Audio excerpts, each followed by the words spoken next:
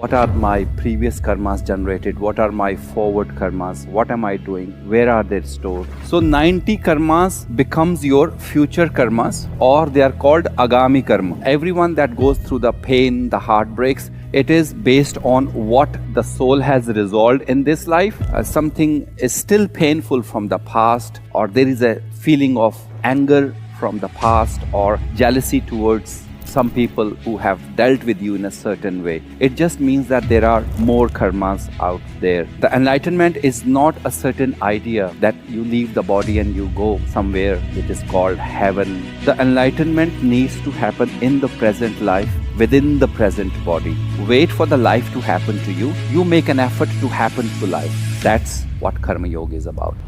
Hari Om Namo Narayan. Let's talk about the karmas that many people want to know what karmas are and how does they impact the life. What are my previous karmas generated? What are my forward karmas? What am I doing? Where are they stored? And all that. I will take the example of Bhagavad Gita. There are different type of karmas. Let us say we start with a bank statement. You have credit, debit, and you have a total at the end of the day. So any action that you perform results into karma. Any action with the absent-mindedness is resulting into the karmas that are then stored as a psychic impressions, or let us say subconscious mind. So if I draw this, let us say this is a karmic balance sheet.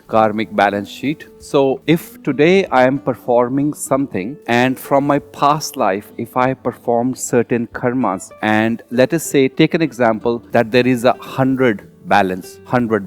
So out of the 100 balance, when the soul reincarnates, the soul comes to resolution that in this reincarnation, I am going to resolve 10 karmas. Yes? So out of 100 balance that are sitting there, the 10 karmas that you have brought with you, that your life will go through it to resolve it, they are called the Prarabdha Karmas. That no matter what you do, no matter how spiritual you are, no matter whatever is happening, these 10 challenges will be provided to you in your present life. So out of 10, so what is left here is 90 karmas. So 90 karmas becomes your future karmas, that you have total balance of 90 left in this incarnation, provided you become neutral with these 10. So these 90 karmas are future karmas, or they are called Agami Karma.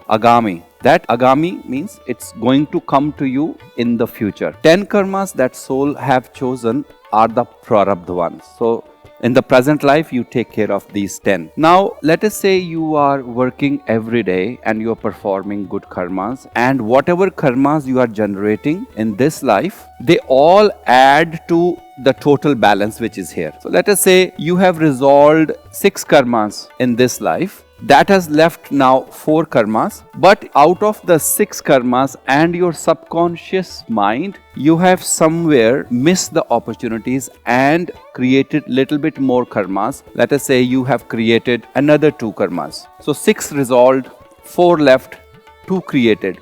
So total balance here is you resolved 6 and you have 6 to take care in this life. Now this karma 6 will add into the 90 karmas, and at the end of this life you will have 96. So 96 are the cumulative karmas, the total sum of your balance. So cumulative karmas keeps on adding, keeps on deleting karmas. Yes? So our role is that not only resolve 10 karmas that we brought, but also bring in this life the future karmas. This journey is not over until we become zero. There is no debt to the nature left. Basically, this is what your karmic theory is. So everyone that goes through the pain, the heartbreaks, it is based on what the soul has resolved in this life, and also how the subconscious mind is working based on how much karma you have left from the past. So basically this is what is taught in Bhagavad Gita when Sri Krishna is giving lecture to Arjuna, that karmanne vadhikaraste ma phaleshu kadachana, that don't worry about the fruit, keep doing the karmas. And when you resolve your present karmas, it doesn't mean the enlightenment. If you have resolved 10 karmas in this life which you brought, Prarabdha, it doesn't mean enlightenment. It means the nature will throw you now from the future in the present life. So as you would have seen that many people who are on the spiritual path, they continuously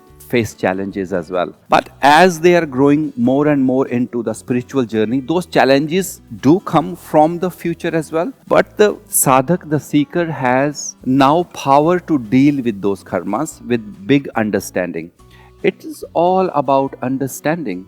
As soon as you develop an understanding about why things are happening or why things have happened, and you are in neutral with your past, that means that karma is resolved. Whenever you are disturbed by thinking about your past, something is bothering you, thing has left unclosed, or something is still painful from the past, or there is a feeling of anger from the past or jealousy towards some people who have dealt with you in a certain way, it just means that there are more karmas out there. You need to be in the talking terms with your past to be at peaceful, contentful at wherever you are, and nature will then bring these 90 back in your life. Now, what happens? These 10 karmas that you chose, they have a bigger impact in your life. They have a bigger impact. They are here to knock you, to give a sudden shake in your life, so you can wake up and get your life back on the track. If you resolve these 10 karmas and you move towards 90 karmas, now 90 karmas will come in your life, but they will have a lesser impact. Take an example. If this is a tree, to uproot the tree, this has got a deeper roots. Take this, that the fruit, this tree is now in a fruiting stage. This is your life based on the 10 karmas. If you have uprooted, it's going to take a lot of effort to uproot the tree. Yes, possibly, or maybe impossible, unless you go really deep and dig down in your life to see why is happening. I want to be peaceful. But if this tree goes back in time, the tree is smaller and the root system is less developed. If we go back in time, this is in this very small stage, and then only a sapling is there and the seed is there, which is just about to sprout, and just a seed and neutrality. Present life, future karmas. The more you come to an understanding here, the nature will bring more karmas from the future, but they will have lesser and lesser impact. And you keep on working within yourself towards your enlightenment. It is, the karmas will come, but they will be just vanished quickly. Let us say if the karma is to have a blood with the sword here. Maybe this is just a small cut with the knife in your kitchen. Maybe this is just a prick of a pin, and that's it. You have resolved all that. That's how the karmas work. The longer you wait for nature to deal with you, the higher impact it will have in your life. The faster you move towards the future, the faster you move towards the resolution of your karmas, the impact will become less and lesser and lesser, and then smoothened out. And that is where you will achieve the ultimate peace with your life. The enlightenment is not a certain idea that you leave the body and you go somewhere which is called heaven, or you are enlightened one. The enlightenment needs to happen in the present life, within the present body. So if you are waiting for it, that I will meditate in 40 years time or 20 years time, or when I turn 60, by that time your body is weak, by that time lot of opportunities have missed, and by that time during your present life you have created a lot of karmas with you. So sooner the better. The sooner you start on this journey, the better it is to deal with the life. So you don't wait for the life to happen to you. You make an effort to happen to life. That's what Karma Yoga is about in a nutshell. Hari Om.